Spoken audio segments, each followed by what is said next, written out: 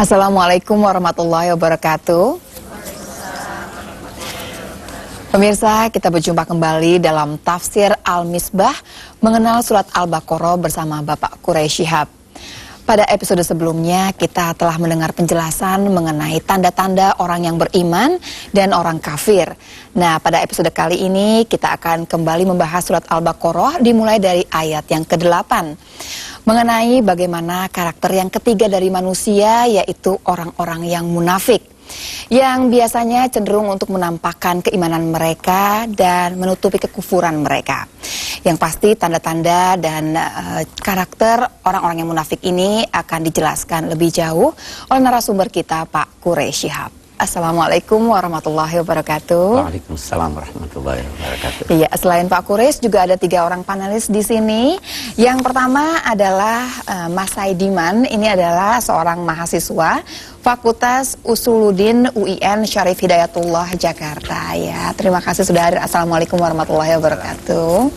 Kemudian yang kedua ini ada Mbak Ika Barikatul Hikmah AS, mahasiswa Fakultas Adab UIN Syarif Hidayatullah Jakarta. Assalamualaikum. Waalaikumsalam. Terima kasih sudah hadir. Dan yang terakhir adalah Bapak Kamarudin Nasir SAG, ini editor dari Pustaka Mapan. Assalamualaikum, Pak. Waalaikumsalam. Iya.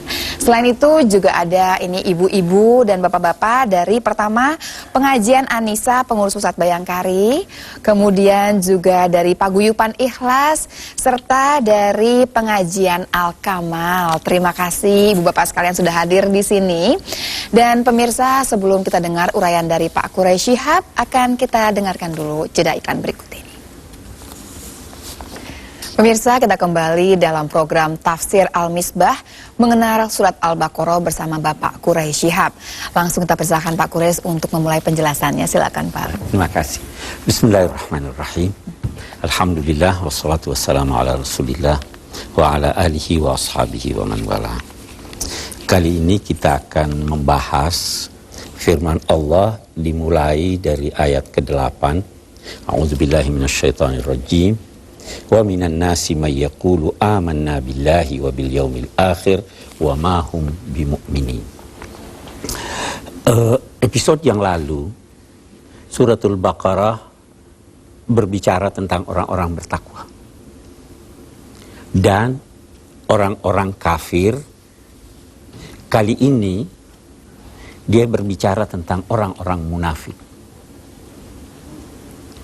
Orang bertakwa jelas apa yang dia ucapkan, apa yang dia lakukan sesuai dengan isi hati mereka, sesuai dengan pikiran mereka. Orang-orang kafir juga sebenarnya begitu. Keyakinan mereka memang tidak percaya pada Tuhan. Dan apa yang mereka yakini itu, dia ucapkan, dia peragakan secara jelas. Nah, ada kelompok 3 manusia. Ucapannya berbeda dengan isi hatinya. Nah, ayat kita ini menyatakan wa minan nasi, dan ada sebahagian manusia yang berkata amanna billahi wa bil yaumil akhir.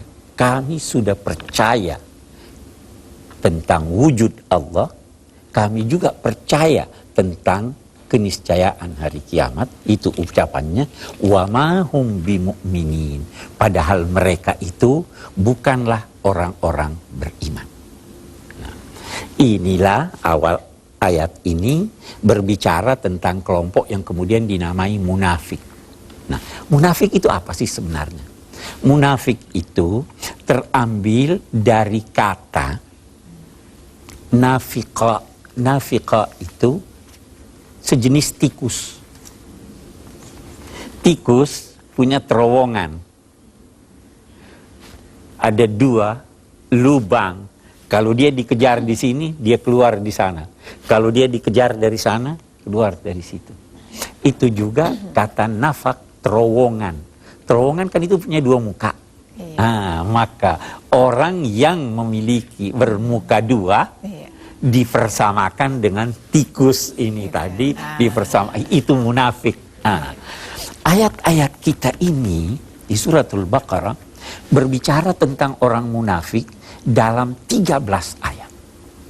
Sedangkan kalau kita lihat pembicaraannya tentang orang bertakwa itu hanya beberapa ayat, 5 ayat. Iya. Kalau berbicara tentang orang kafir, hanya 2 atau 3 ayat. Kenapa ini orang munafik sampai begitu banyak? Karena memang sangat sulit dideteksi. Tidak jelas. Musuh dalam selimut. Sehingga ayat-ayat kita ini di suratul Baqarah berbicara tentang mereka dalam 13 ayat, itu pun dapat dikatakan hanya sebahagian dari sifat-sifat mereka. Nah, mari yang pertama, kami percaya, padahal mereka tidak percaya. Yukhadi'una Allaha walladzina amanu wa ma yakhda'una illa anfusahum wa ma yash'urun. Kalau kita terjemahkan, terjemahannya mereka menipu Allah dan orang-orang beriman. Tetapi bisakah Allah ditipu? Tidak bisa. Menipu itu menampakkan sesuatu yang berbeda dengan maksud yang bersangkutan untuk tujuan menjerumuskan pihak lain. Allah tidak mungkin demikian. Nah, karena itu ulama-ulama berkata mereka menipu Allah dalam arti mereka melakukan kegiatan yang maksudnya mau menipu Allah. Padahal mereka tidak mungkin menipu Allah. Mereka juga menipu orang-orang yang beriman. Pura-pura saya muslim, saya ini. Padahal tidak demikian.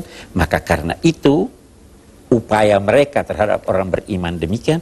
Tapi Allah berfirman, wa ma yakhda'una illa anfusahum wa ma yash'urun. Sebenarnya mereka tidak menipu kecuali diri mereka sendiri. Orang-orang beriman, kamu menipu kami tahu kamu itu menipu. Tetapi mereka percaya bahwa sudah tertipu. Nah, maka karena itu dikatakan wa ma yakhda'una illa anfusahum wa ma yash'urun.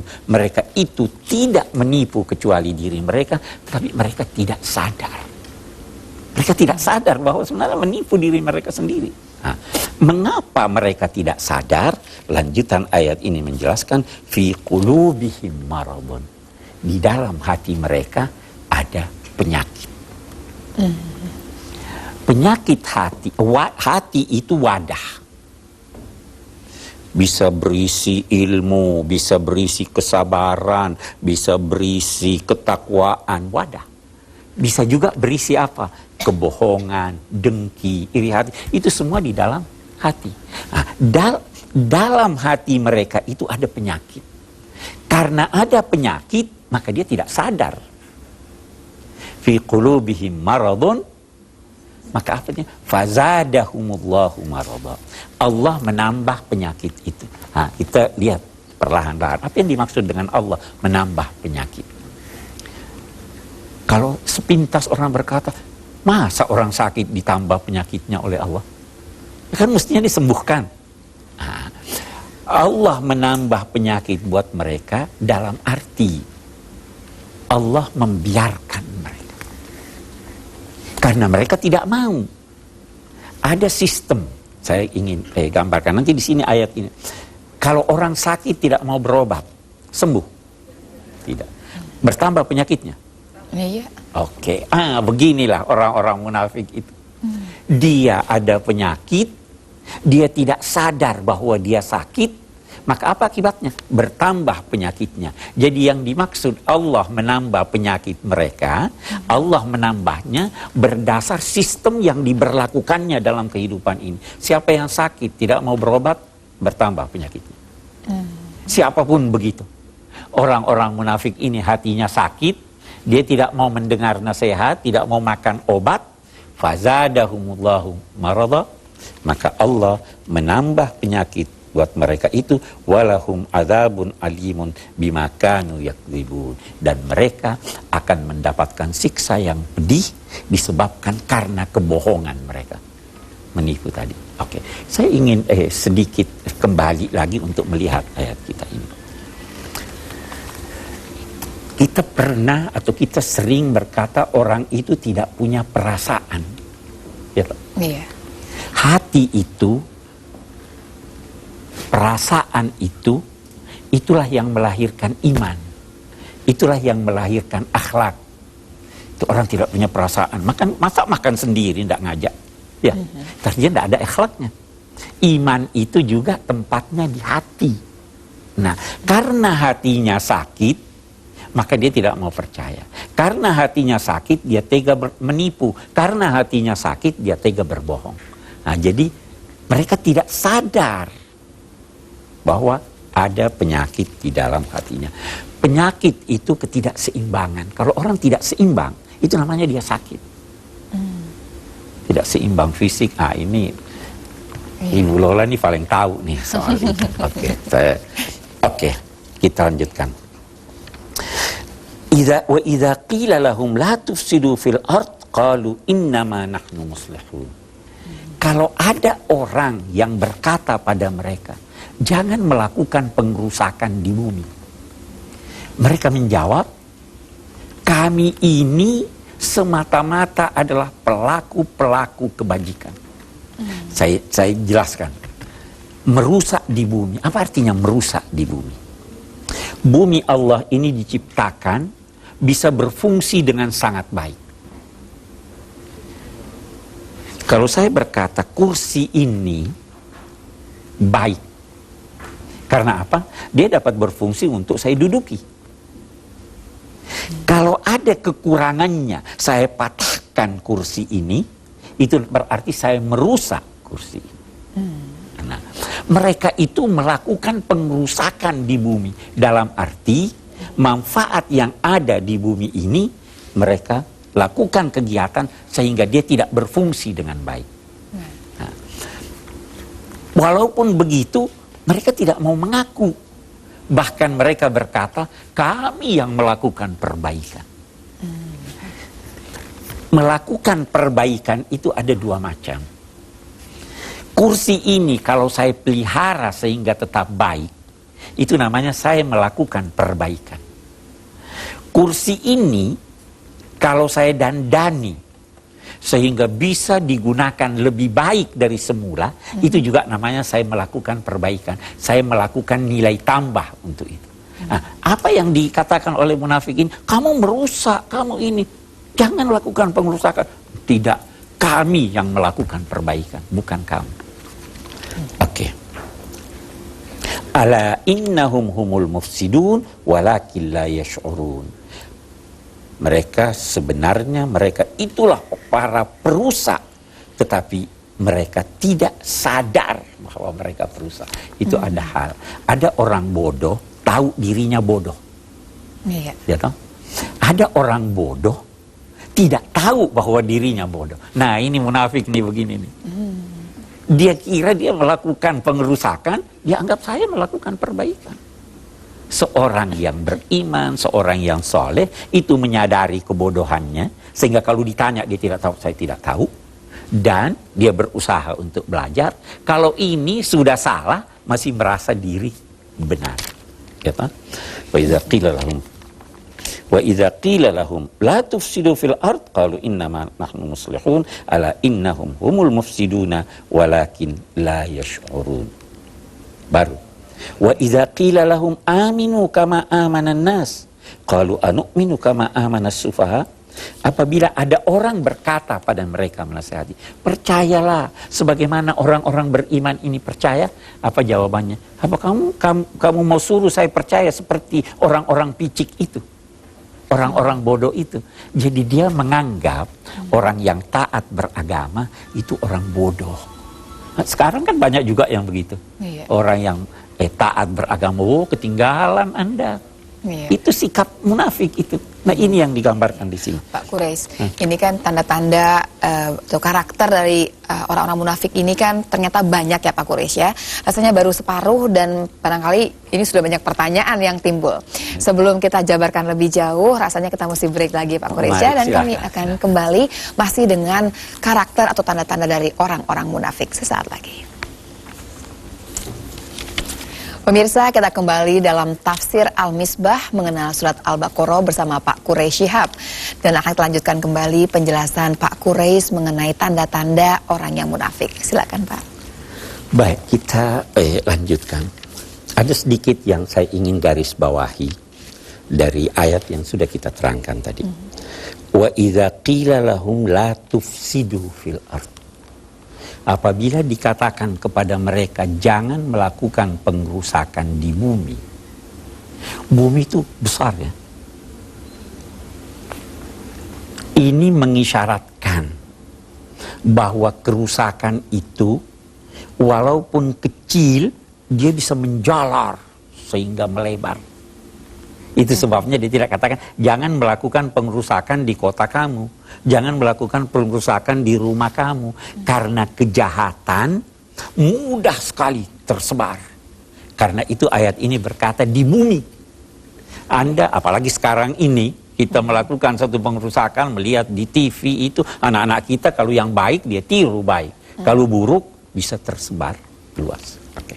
Kita lanjutkan tadi. Wa idza laqul ladzina amanu qalu amanna. Apabila mereka bertemu dengan orang-orang beriman, apa katanya? Kami juga beriman. Wa idza khalau ila syayatinihim qalu inna ma'akum. Khalau punya dua arti. Bisa berarti apabila mereka menuju ke tokoh-tokoh pendurhaka mereka. Bisa juga khalau berarti menyendiri. Apa tidak ada orang menyendiri? Diistilahkan oleh Al-Quran tokoh-tokoh itu dengan syayatinihim, setan-setan mereka. Itu tokoh-tokoh mereka manusia atau jin? Manusia juga. Pengrusak ini ada pimpinannya. Pimpinan dari para pengrusak itu dinamai oleh Al-Quran syayatin, setan. Jadi setan itu ada dua macam. Ada setan manusia, ada setan jin. Setan itu adalah semua makhluk yang membangkang perintah Tuhan dan mengajak orang lain membangkang. Kalau dia cuma durhaka sendiri belum setan dia. Tapi kalau dia durhaka dan mengajak orang lain durhaka, itu sudah jadi setan. Nah, ini orang-orang munafik kalau menyendiri dengan setan-setan mereka, tokoh-tokoh ini, mereka berkata, inna ma'akum. Kami bersama kamu. Innama nahnu mustahzi'un. Kami hanya memperolok-olok aja itu mereka. Kami cuma pura-pura. Sebenarnya hati kami dengan kamu. Maka dijawab oleh Allah. Allahu yastahzi'u bihi. Allah yang memperolok-olokkan mereka. Nanti di hari kemudian itu mereka diperolok-olok. Mau minum, kehausan, diberi air minum, ditarik air minumnya sama malaikat. Gitu. Bahkan di dunia ini pada akhirnya ketahuan kedok mereka sehingga mereka pun diperolok-olok. Allahu yastahzi'u bihim wa yamudduhum fi tughyanihim ya'mahun. Mereka itu diulur oleh Tuhan. Di dalam dibiarkan sehingga terulur sama tadi dengan orang yang sakit. Mau diobati dia tidak mau, udah silahkan. Maka dia diulur oleh Tuhan di dalam kesesatan mereka. Jadi bimbang, bingung. Masaluhum kamatsalil ladzi istauqada nara falamma adaa'at ma haulahu dhahaballahu binurihim wa tarakahum fi dhulumatin la yubsirun. Perumpamaan mereka adalah seperti orang yang meminta untuk dibuatkan api unggun. Meminta untuk dinyalakan buat dia api. Untuk menerangi jalan mereka. Falamma adha'at ma haulahu. Setelah api ini menyala dan menerangi semuanya, mereka tidak mau memanfaatkan itu. Cahaya mereka tinggalkan. Maka zahaballahu binurihim. Maka Allah mengambil kembali cahaya api itu dan meninggalkan mereka itu di dalam kegelapan yang beraneka ragam. Sedikit saya ingin garis bawahi. Kalau orang nyalakan api, apalagi dulu dengan kayu bakar, apa yang didapatkan? Pertama panas, ya. Yang kedua dia punya asap. Yang ketiga cahayanya yang menerangi. Ya. Allah di sini menyatakan Allah membawa cahayanya. Jadi yang tinggal apanya? Cuma panas sama asapnya. Panas. Sebab dikatakan ini, falamma adha'at ma haulahu dzahaballahu binurihi. Allah pergi membawa cahaya. Oh, kepanasan tuh mereka. Gerah hidup mereka. Asap mengganggu pernafasan mereka. Itu hakikatnya orang munafik. Allahu binurihim wa tarakahum fi dhulumatil la yubsirun. Allah meninggalkan mereka dalam aneka kegelapan, bukan cuma satu gelap. Gelap hatinya, gelap matanya, gelap pikirannya. Itu hakikatnya orang munafik pada saat-saat dia mulai merasakan siksa Allah Subhanahu wa taala. Au kasayyibin minas sama'i fihi dhulumatun wa ra'dun wa barq. Atau perumpamaan mereka seperti air hujan yang deras tercurah dari langit. Ini oleh sementara ulama dikatakan seperti halnya ini kiasan dari Al-Quran. Al-Quran itu adalah air kehidupan yang langsung tercurah dari langit tidak melalui perantaraan apa-apa. Itu kan air yang tercurah. Ide-ide, tuntunan yang disampaikan oleh Nabi Muhammad dalam Al-Quran ini langsung bersumber dari Allah. Tidak hujan sehingga di atap bisa bawa kotoran bersamanya. Tidak. Kasayyibin, air tercurah dari langit. Waktu hujan itu, ada enggak? Biasa enggak ada kilat. Ada kilat. Ada guntur. Nah, kilat dan guntur itu sementara ulama mempersamakan dengan kritik-kritik dan kecaman-kecaman Al-Quran terhadap orang munafik. Nah, ini orang munafik dengar kecaman Al-Quran, dengar hardikan-hardikan Al-Quran, takut. Dia tidak mau mendengar kecaman. Dia tidak mau mendengar nasihat. Itulah yang dimaksud di sini. Yaj'aluna asabi'ahum fi adhanihim minas sawa'iq hadaral maut. Waktu hujan yang begitu deras turun dengan kilat dan guntur, mereka tidak mau dengar. Dia pasang jari-jari mereka di telinga mereka supaya tidak mendengar. Karena begini, sifat orang munafik itu kalau dinasehati, dikritik, dia tidak mau dengar. Dia tutup telinga mereka rapat-rapat. Ini yang dimaksud yaj'aluna asabi'ahum. Menarik lagi dari Al-Quran ini kita lihat. Jari ini namanya usbu' dalam bahasa Al-Quran.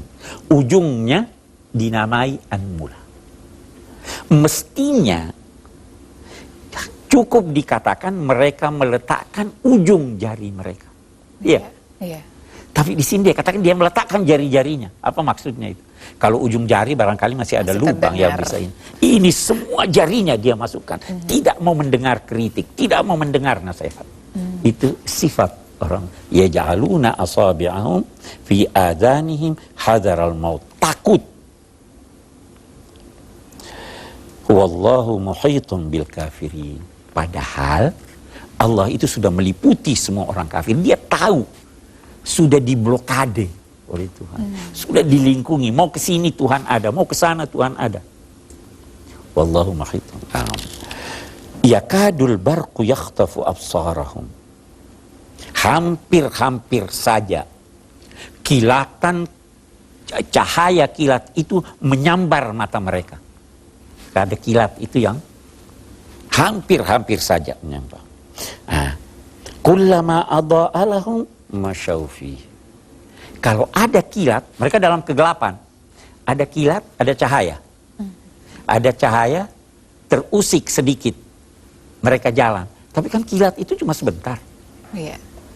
Kullama adha'a lahum masyaufi. Setiap kilat itu menyambar dan ada kilatan cahayanya, mereka berjalan. Setelah kilat pergi, berhenti lagi, tidak bisa jalan. Begitu halnya orang-orang munafik. Jadi boleh jadi sekali-sekali tersentuh hatinya. Ada kilat. Tetapi yang banyak kali itu mandek, nggak bisa bergerak sama sekali. Itu yang dimaksud dengan ayat kita ini. Walau sya'allahu ladhahaba bisam'ihim wa absarihim innallaha ala kulli syai'in qadir. Kalau Allah menghendaki, tapi Allah tidak menghendaki. Kata lau itu berarti kalau, tetapi tidak akan wujud. Kalau Allah menghendaki, pandangan mereka, penglihatan mereka, pendengaran mereka, semua diambil oleh Tuhan sehingga mereka lebih terombang-ambing lagi. Tapi Allah tidak mau memperlakukan itu. Siapa tahu suatu saat mereka insaf. Sebab kalau sudah diambil pendengarannya, sudah dibutakan matanya, sudah tidak ada harapan lagi mereka untuk ini.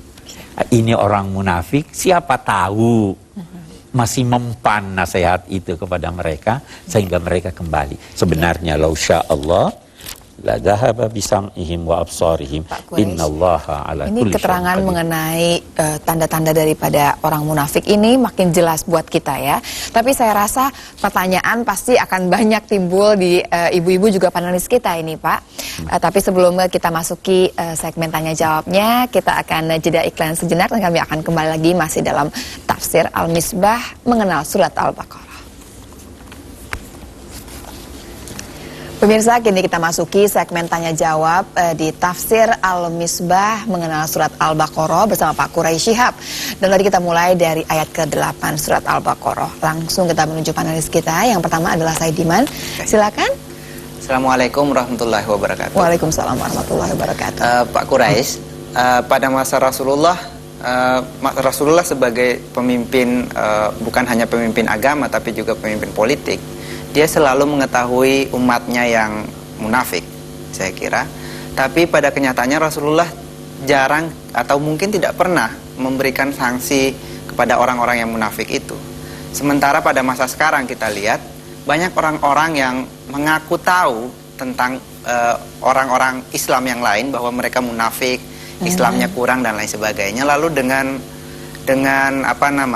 berani menjatuhkan sanksi, misalnya melakukan pengusiran, mencap mereka kafir dan lain sebagainya. Saya ingin menanyakan itu, apakah orang-orang seperti ini juga termasuk dalam kategori perusak itu? Mengaku Islam, bersorban mungkin, meneriakkan Allahu Akbar dan lain sebagainya, tapi melakukan pengerusakan. Oh, pertanyaannya berat sekali ya Pak Quraish, langsung Pak. Selama apa yang Anda maksud dengan pengerusakan itu benar-benar pengerusakan, maka mereka termasuk. Persoalannya kan sekarang, boleh jadi Anda menilai itu pengerusakan, padahal dia bukan pengerusakan. Ya kan? Tetapi kalau memang benar-benar dia melakukan pengerusakan, maka itu jelas termasuk yang dikecam. Nah, apa itu tadi pengerusakan? Saya sudah jelaskan bahwa ada sesuatu yang sudah bermanfaat, dikurangi manfaatnya. Ada sesuatu yang sudah berfungsi, dijadikan kurang berfungsi atau tidak berfungsi. Apapun itu, boleh jadi hutan dibabat, itu pengerusakan. Boleh jadi manusia dilecehkan, bermacam-macam pengerusakan itu. Di bumi ini bisa terjadi aneka pengerusakan. Kalau memang seperti itu, ya termasuk. Tapi kalau Anda menilai suatu pekerjaan bahwa itu pengerusakan, padahal dalam pandangan agama bukan pengerusakan, apa sama halnya sekarang kalau kita berkata orang-orang pejuang-pejuang Palestina dinilai oleh Israel teroris. Apa benar teroris? Nah, ya kan tergantung dari sudut pandang kita, begitu tadi. Kalau memang pengerusakan, ya pengerusakan. Oke. Kemudian jelas? Oke. Barangkali kita pindah ke panelis kedua ini ya. Mbak Ika, ada pertanyaan, silakan Mbak Ika. Terima kasih Mbak Lula. Pak Quraish, senang sekali bisa berjumpa dan berdialog langsung dengan Pak Quraish Shihab. Yang ingin saya tanyakan masih seputar orang-orang yang membuat kerusakan di muka bumi. Apakah orang-orang yang membuat kerusakan yang seperti telah disebutkan dalam ayat 11 dan 12 surat Al-Baqarah ini termasuk juga segala pihak yang turut serta dalam pembuatan acara-acara yang kurang bertanggung jawab, juga cenderung merusak moral bangsa dan generasi muda Indonesia yang saat ini sedang marak. Mohon penjelasannya. Walaupun Pak Quraisy. acaranya digemari begitu ya. Nah, ini tambahannya. Jelas, segala bentuk yang dapat menjerumuskan manusia, mengurangi nilai-nilai kemanusiaan, Iya. itu adalah bentuk pengrusakan. Itu yang di antara lain dimaksud tentang mereka idza tawalla sa'a fil ardi liyufsida fiha. Apabila dia memimpin, berkuasa, dia melakukan kegiatan untuk melakukan pengrusakan di permukaan bumi. Apapun, jadi pengrusakan itu jangankan memetik kembang sebelum mekar bisa dinilai pengrusakan. Untuk apa dipetik sebelum mekar? Nanti kita akan jelaskan lebih dalam ini, saya kira insya Allah kalau kita bahas inni ja'ilun fil ardi khalifah. Allah menciptakan di permukaan bumi ini manusia untuk menjadi khalifah. Jadi apapun. Oke? Panelis kita yang ketiga. Ya, Pak Kamarudin sudah siap Pak? Silakan. Assalamualaikum warahmatullahi wabarakatuh. Waalaikumsalam Pak Quraisy Shihab yang saya hormati. Ada pemahaman ataupun kebiasaan-kebiasaan yang mungkin kita pun sering melakukan, bahwa berdusta ataupun berbohong asalkan demi kebaikan itu tidak masalah. Yang jadi masalah kemudian adalah dengan pemahaman yang keliru ini muncul berbagai menyebabkan bertambah banyaknya orang-orang yang munafik dengan alasan-alasan seperti itu. Bagaimana tanggapan Pak Quraisy tentang berbohong demi kebaikan? Ataukah memang ada kondisi-kondisi tertentu yang mewajibkan kita untuk berbohong? Kemudian selanjutnya, kalaupun kondisi berbohong demi kebaikan itu memang dianjurkan, batas-batas kebaikan yang boleh kita berbohong itu seperti apa? Saya kira kalaupun diterima begitu ya Pak Iya. Kamarudin ya, sampai sejauh mana sih kita terima? Silakan Pak. Pada prinsipnya berbohong terlarang. Tapi yang pertama boleh jadi ada kasus-kasus tertentu yang menjadikan saya boleh berbohong. Satu orang tidak bersalah dikejar oleh musuhnya yang kejam. Orang itu bersembunyi di rumah saya. Lantas saya berkata dia tidak ada, bohong. Apa itu dibenarkan atau tidak? Ya, ada kasus-kasus semacam itu. Berbeda kalau yang datang itu adalah orang yang dicari polisi, bersembunyi di tempat saya, itu tidak boleh saya bohong. Satu. Secara umum, tanpa kasus, ada 3 tempat yang oleh Nabi dibenarkan kebohongan, berbohong. Yang pertama, dalam peperangan. Tipu muslihat, kebohongan itu boleh. Yang kedua, dalam upaya memperbaiki 2 orang yang Bertengkar. berseteru. Bisa bohong, itu dibenarkan. Yang ketiga, ini juga bohong. Kalimat-kalimat gombal suami atau istri kepada pasangannya. Nah, itu boleh bohong. Ya toh? Istrinya udah tua, jelek, dia masih bilang, oh, kamu sangat cantik. Suaminya udah begini, kamu masih gagah. Itu boleh, karena memang tujuannya adalah tujuan yang benar. Bukan berbohong untuk tujuan yang tidak dibenarkan. Saya kira jelas ya. Oke. Iya, jadi nanti ibu-ibu pulang, bapak-bapaknya boleh bohong ya Bu ya, tidak apa-apa. Rasanya pasti masih banyak yang mau bertanya, tapi kita mesti break lagi nih ya Pak Quraisy, dan kami akan kembali lagi masih dalam Tafsir Al-Misbah mengenal surat Al-Baqarah bersama Pak Quraisy. Pemirsa, kembali dalam Tafsir Al-Misbah mengenal surat Al-Baqarah bersama Pak Quraisy Shihab. Pasti yang banyak yang masih mau bertanya ya Pak Quraisy, bukan cuma panelis kita saja. Silakan yang mau bertanya. Silakan Ibu. Assalamualaikum warahmatullahi Pak Quraisy yang saya hormati. Saya ingin bertanya, pada fase Mekah itu ada 2 kelompok, yaitu mukmin dan kafir. Pada fase Madinah ada kelompok ketiga, yaitu munafik. kenapa mereka itu baru timbul pada fase munafik, pada fase Madinah. Iya. Adakah rahasia di balik fenomena ini? Iya, Terima baik, kasih. silakan Pak. Yang pertama, tabiat orang-orang Mekah masa lalu itu berterus terang, sehingga tidak ada kemunafikan. Allah memilih kota Mekah, tempat berpancarnya agama ini, karena kalau sekiranya sejak semula ada orang munafik, itu bisa-bisa gagal. Itu satu. Yang kedua, di Mekah, Nabi umat Islam masih lemah. Jadi orang yang memilih untuk masuk Islam atau masuk kafir itu tidak ada kepentingannya kecuali kebenaran.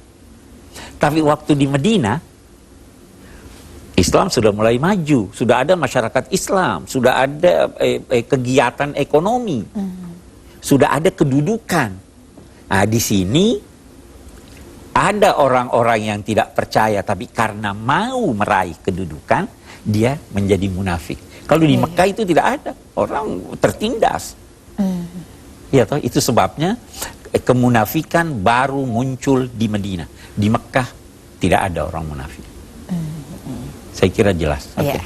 Silakan Pak Quraisy bisa dijelaskan lebih jauh resumenya yang kita sudah Ya, saya kira. pelajari hari ini. Iya.